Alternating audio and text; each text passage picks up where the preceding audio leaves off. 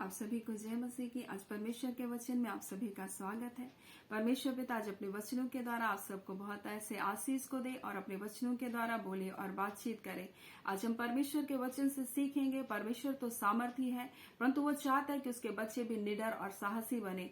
और परमेश्वर का वचन इसलिए हमसे कहता है, वो हमें मिलता है इफिसी 6 उसका 10 में इस प्रकार से लिखा है, आत्मिक युद्ध के हथियार के बारे में। लेकिन यहाँ प्रारंभ इस प्रकार से लिखा है, इसलिए प्रभु में और उसकी शक्ति के प्रभाव में तुम क्या बनो, बलवंत बनो। यानी परमेश्वर चाहता है कि हम कमजोर ना बने रहे, हम रोते ना रहे, हम केवल सहायता ना मांगे, परंतु परमेश्वर ने जो हमें अधिकार दिया है हम उस अधिकार का क्या करें, इस्तेमाल करें। परमेश्वर ने अपने बच्चों को सामर्थी बनाया है, दुर्बल नहीं बनाया। इसलिए परमेश्वर का वचन हमें पहला यूहन्ना में भी इस प्रकार से कहता है, बोलता है, उसका वचन बोलता है, बालको तुम परमेश्वर को हो। जब हम परमेश्वर के हैं, परमेश्वर के संतान हैं, परमेश्वर के बेटे और बेटियां हैं, तो उसका वचन कहता है तुमने उस पर जय पाई है। किस पर? दुष्ट पर जय पाई है। उसकी चालों पर, उसकी युक्तियों पर, उसकी योजनाओं पर तुमने क्या किया है? जय को पाया है। बोलता है क्योंकि बोलता है जो तुम में है, बोलता है वह उससे जो संसार में है, बोलता है कहीं बोलता है संसार में है बड़ा है, बोलता है। और परमेश्वर का वचन तो आज हमें बताना चाहता है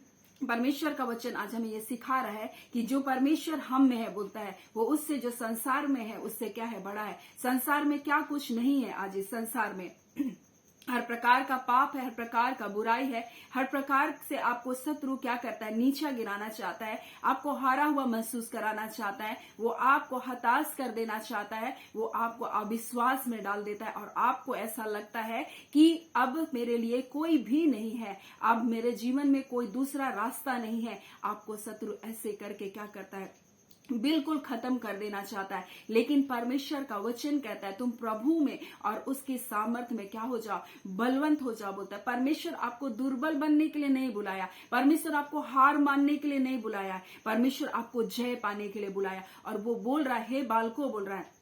यानी कौन लोग हैं ये बालक? चलो आत्मिक रूप से अभी बढ़ रहे हैं, लेकिन वो नाना प्रकार की समस्याओं से क्या कर जा रहे हैं, हार जा रहे हैं और सोच रहे अब बस हो गया। लेकिन आप ये जानिए कि परमेश्वर तो सामर्थी है, लेकिन वो आपको सामर्थी बनने के लिए बुलाया है। वो आपको सामर्थी बनाना चाहता है ताकि आप क्या कर सके, युद्ध को लड़े। क्योंकि हम एक आत्मिक युद्ध में हैं और जब हम परमेश्वर के लोग हैं तो शत्रु जरूर हमारे जीवन के आशीषों को छीनने की कोशिश करेगा, परमेश्वर के लोगों को जरूर रुकावट डालने की कोशिश करेगा।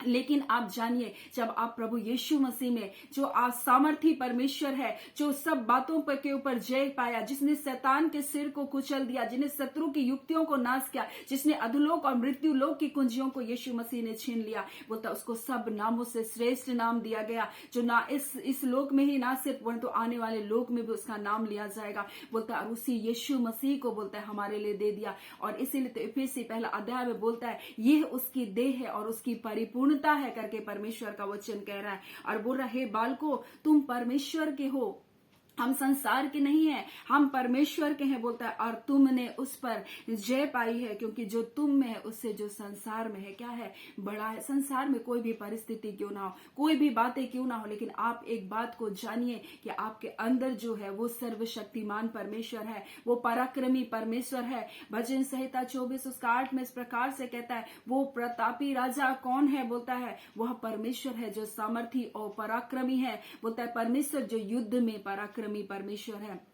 और परमेश्वर तो चाहता है कि उसके बच्चे लोग सामर्थी बने। वो स्वयं सामर्थी परमेश्वर है, परंतु विभिन्न परिस्थितियों में वो लेकर के अपने बच्चों को सामर्थी बनाना चाहता है। इसीलिए तो जब उसने इजरायलियों को मिस्र देश की दासत्व से निकाला तो उसने अद्भुत, आश्चर्यजनक और बड़े बड़े सामर्थ के कार्य को किया। उसने लाल समुद्र को दो भाग किया, उसने मिस्र देश में बड़ी बड़ी विपत्तियों को डालकर अपने लोगों को छुड़ाया। परंतु जब वो कनान देश की यात्रा में थे, 40 वर्ष जब वो जंगल में भटक रहे थे, परमेश्वर उसको मजबूत बना रहा था, परमेश्वर उसको ताकतवर बना रहा था, परमेश्वर वो बता रहा था कि मैं ही तुमको संभालने वाला परमेश्वर हूं, मेरे ऊपर तुम भरोसा रखो। तुम्हारा भरोसा इस संसार की वस्तुओं के ऊपर नहीं परंतु मेरे वचन पर हो, क्योंकि बोलता है उसका वचन वहां इस प्रकार से कहता है, ताकि तुम जानो मनुष्य केवल रोटी ही से नहीं परंतु हर एक वचन जो परमेश्वर के मुख से निकलता है उससे वो जीवित रहेगा। और परमेश्वर का प्रतिज्ञा आपके लिए है। इसीलिए वो बोल रहा है प्रभु में यानी उसके वचन में, और बोलता है उसकी सामर्थ में, उसके पवित्र आत्मा में की उपस्थिति में तुम सामर्थी बनो, तुम प्रार्थना को करो। इसलिए आत्मिक हथियार में हम लोग बोलते हैं अंतिम हथियार वो प्रार्थना, और आत्मा में हर समय तुम प्रार्थना और विनती करते रहो बोल रहा है। और बोलता है आत्मा का तलवार क्या है? परमेश्वर का वचन है बोल रहा है। और इसलिए इजरायलियों को 39 वर्ष परमेश्वर क्या करता रहा? वो उनको वन्ना खिलाता रहा, वो आत्मिक भोजन खिलाता रहा। आज परमेश्वर हमें प्रतिदिन अपने वचन से इसलिए भरना चाहता है ताकि हम बलवंत हो, हम सामर्थी हो, हम ताकतवर हो। परमेश्वर यही हमारे जीवन से चाहता है। हम प्रतिदिन प्रार्थना करें, हम प्रतिदिन परमेश्वर का वचन को पढ़ें और प्रतिदिन उसके पवित्र आत्मा से परिपूर्ण होते जाएं। क्योंकि जब हम ऐसा करेंगे, परमेश्वर कहता है कि तुम शत्रु की हर एक युक्तियों के सामने तुम क्या कर सकोगे? खड़े रह सकोगे। इसलिए परमेश्वर आज बोल रहा है, बोलता है कि तुम निर्बल ना हो अपने विश्वास में, तुम कमजोर ना हो जाओ, क्योंकि शत्रु हमेशा आपके अंदर में संदेह करेगा क्या तुम्हारे साथ परमेश्वर है। परंतु वो ऐसा परमेश्वर सामर्थी है, इतना विश्वास योग्य है, जब उसने आपको बुलाया है तो आपको छोड़ नहीं देगा, परमेश्वर आपको त्याग नहीं देगा। इसलिए परमेश्वर का वचन आज हमें बता रहा है कि आपको सामर्थी बनना है। वो सामर्थी परमेश्वर है, लेकिन परमेश्वर हमें सामर्थी बनाने के लिए इस दुनिया में अपने इकलौते पुत्र को दे दिया है। उसने सब कुछ, बोलता है हम लोग इफिसी उसका पहला अध्याय को हम लोग अगर देखेंगे तो इस प्रकार से लिखा है, बोलता है कि यह उसकी देह है और उसकी परिपूर्णता है, जो सब में सब कुछ क्या करती है? पूर्ण करती है। और परमेश्वर का वचन तो आज हमें यही बता रहा है कि वो हमारे इस देह में हर चीज को, बोलता है कि यह कलीसिया क्या है? उसकी देह है, बोलता है ये उसकी परिपूर्णता है, जो सब में सब कुछ क्या करती है? पूर्ण करती है। और परमेश्वर आज हमें यही बताना चाहता है कि आप दुर्बल, आप कमजोर नहीं है, क्योंकि जो बोलता है आप में उससे जो संसार में है कहीं अधिक सामर्थी है। इसलिए परमेश्वर आज अपने वचनों के द्वारा आपको ये बताना चाहता है कि आप डरे ना, आप भयभीत ना हो। क्योंकि हम लोग देखते हैं एक वचन को, यशायाह 41 अध्याय में इस प्रकार से लिखा है, हे कीड़े सरीखे याकूब, हे इज़राइल के मनुष्य मत डरो, बोल रहा है। परमेश्वर का वचन हमें क्यों बार बार बोलता है मत डरो? परमेश्वर ने हमें सामर्थी बनाया है, परमेश्वर ने हमको बलवंत बनाया है। क्योंकि जब हम परमेश्वर के उपस्थिति में रहते हैं, जब हम परमेश्वर के वचन को पढ़ते हैं, जब हम प्रार्थना को करते हैं, जब हम उसकी पवित्र आत्मा से परिपूर्ण हो जाते हैं, तब हम सामर्थी बनते हैं। इसलिए वो बार बार बोल रहा है प्रभु में और उसकी शक्ति के प्रभाव में तुम क्या बन जाओ? बलवंत बनो, बोल रहा है। और यहाँ बोल रहा है हे इजरायली मनुष्य मत डरो। और परमेश्वर ने एक युद्ध का एक नियम को बताया था।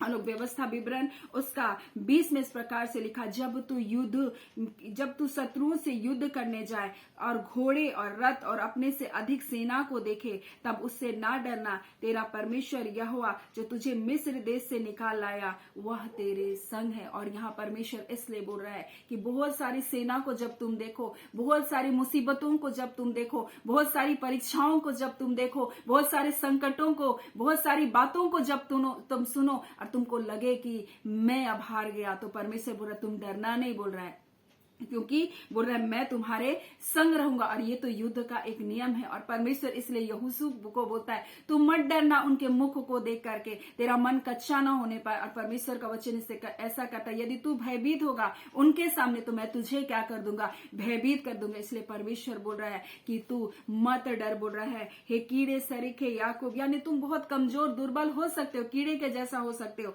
लेकिन बोल रहे हैं तुम मत डरो, यहोवा की यह वाणी है, मैं तेरी सहायता करूंगा। यहाँ सहायता करने वाला हमारा परमेश्वर है। और बोलता है इज़राइल का पवित्र ही तेरा छुड़ाने वाला है। अब देख मैंने तुझे छुरी वाला और दावने वाला एक नया और चोखा यंत्र ठहराया है।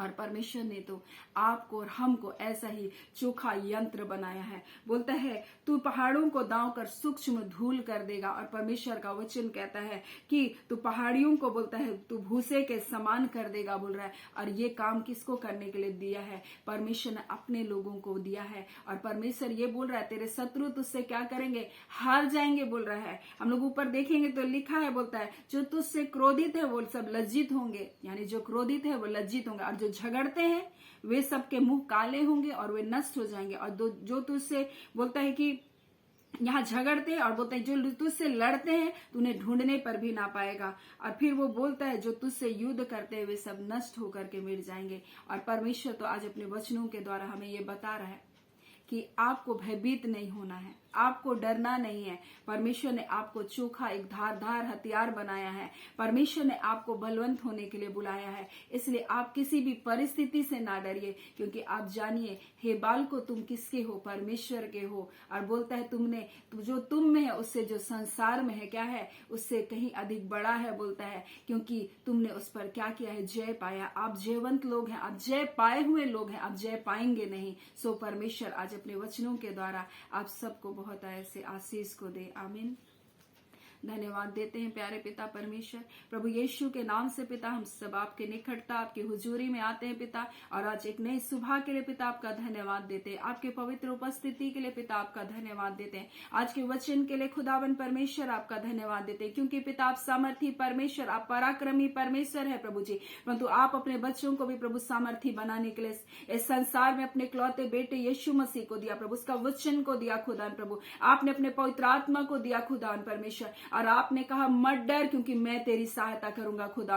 आपने कहा परमेश्वर पिता जब तेरे शत्रु घोड़े और रथ को लेकर के भी आएंगे तो उनके मुख को देख करके कभी ना डरना, उनकी सामर्थ को देखकर कभी ना डरना खुदा, क्योंकि परमेश्वर आप हमारे इस युद्ध में हमारे साथ है प्रभु। आप हमें जय देते हैं पिता, आपका धन्यवाद खुदावन परमेश्वर। आज आपके बच्चे जिन भी युद्धों में है प्रभु जी, हम प्रार्थना करते आज उन्हें भयभीत होने से बचाइए। आज वो जानने पाए प्रभु जो उनमें है प्रभु जी। इस संसार में चाहे जो कुछ भी है प्रभु से कहीं अधिक सामर्थ्य है प्रभु। हर रोग दुख बीमारी के ऊपर प्रभु जी आप उन्हें जय दिए है प्रभु जी। हाँ पिता, क्योंकि आपने अपने बेटे यीशु मसीह को प्रभु जी हाँ पिता दिया है प्रभु जी। और प्रभु जी आपने कहा सब नामों के ऊपर प्रभु जी आपके बेटे यीशु का नाम रखा। हर बीमारियों के ऊपर प्रभु जी यीशु का नाम है प्रभु जी। हर अंधकार के ऊपर प्रभु जी यीशु का नाम है प्रभु, क्योंकि यीशु ज्योति है खुदावन प्रभु। हाँ खुदावन प्रभु जी आपने कहा है परमेश्वर पिता प्रभु जी अंधियारा आपके सामने से भाग गया खुदा। आज हर अंधियारा प्रभु यीशु के नाम से आपके बच्चों को छोड़ करके जाने पाए, चाहे वो कैसा भी अंधकार हो प्रभु। आपके बच्चों के जिंदगी से यीशु के नाम से निकल करके जाने पाए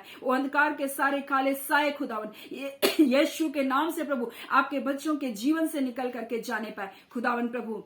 हम आपके बच्चों को ब्लेस करते प्रभु, हम आपके बच्चों को आशीषित करते प्रभु। आज के दिन प्रभु जी आपकी पवित्र उपस्थिति में आपका बच्चे लोग प्रभु चलने पाए खुदान। आपका सामर्थ्य हाथ प्रभु आपके बच्चों के ऊपर बना रहे खुदान प्रभु। हाँ पिता, जहाँ कहीं आपके बच्चे जाते आते आपके काम उद्यम में प्रभु आप उन्हें सुरक्षा प्रदान कीजिए प्रभु। अपने पवित्र लहू में ढापिए अपने बच्चों को प्रभु जी। और खुदावन परमेश्वर पिता हर एक कार्य पर आशीष को दीजिए। आज जो कार्य कठिन जान पड़ रहा है प्रभु, हम इन सारे कार्यों को इनके परमेश्वर आपके हाथों में सौंपते प्रभु। उनके लिए आप सरल और सीधा रास्ता को निकालिए खुदावन परमेश्वर पिता। जो बातें बहुत भारी है खुदावन प्रभु, जो बोझ से भरा है प्रभु, ये बोझ को उठा नहीं सकते पिता। हम कृपा कर परमेश्वर पिता आप इनके हृदय के बोझ को आज उठा लीजिए और अद्भुत शांति से इन्हें परिपूर्ण कीजिए प्रभु। जो बीमारियों में दुर्बलताओं में प्रभु यीशु के नाम से प्रभु जी उनमें आपकी सामर्थ आने पाए प्रभु जी। और प्रभु जी वो दुर्बलताओं से आजाद हो जाने पाए खुदावन परमेश्वर पिता। जितने बीमारियों में है प्रभु जी, मौसम की गड़बड़ी है प्रभु, यीशु के नाम से इनके जीवनों को छोड़ करके जाने पाए खुदावन परमेश्वर। हम आपका धन्यवाद करते हैं, हम सारी आदर महिमा आपको देते हैं। आपने अपने बच्चों को जीवन से बढ़कर जीवन दिया है प्रभु, आपके बच्चे को सामर्थी बनाया प्रभु। आपका धन्यवाद करते हैं। प्रार्थना हम यीशु के नाम से मांगते हैं, दया सुने अनुग्रह से ग्रहण कर लीजिएगा। आमीन। परमेश्वर पिता आप सबको बहुत ऐसे आशीष को दे। आमीन।